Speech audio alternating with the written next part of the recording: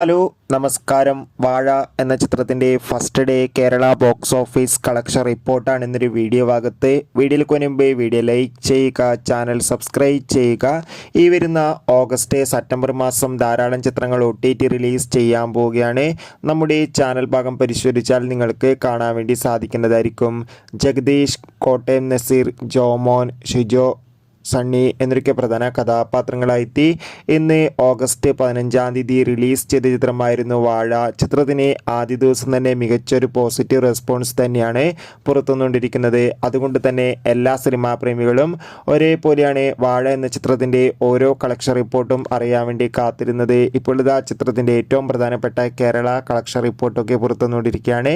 ചിത്രത്തിന് ആദ്യ ദിവസം മികച്ചൊരു ബുക്കിംഗ് തന്നെ ഉള്ളത്. അതുകൊണ്ട് തന്നെ 80 ലക്ഷത്തിന് മുകളിൽ ആദ്യ ദിനം കളക്ഷൻ ലഭിക്കുമെന്നാണ് ട്രാക്കിംഗ് റിപ്പോർട്ടുകൾ സൂചിപ്പിക്കുന്നത്. എന്തായാലും കാത്തിരിക്കാം വാഴ എന്ന ചിത്രത്തിൻ്റെ കൂടുതൽ കളക്ഷൻ റിപ്പോർട്ടിനായി.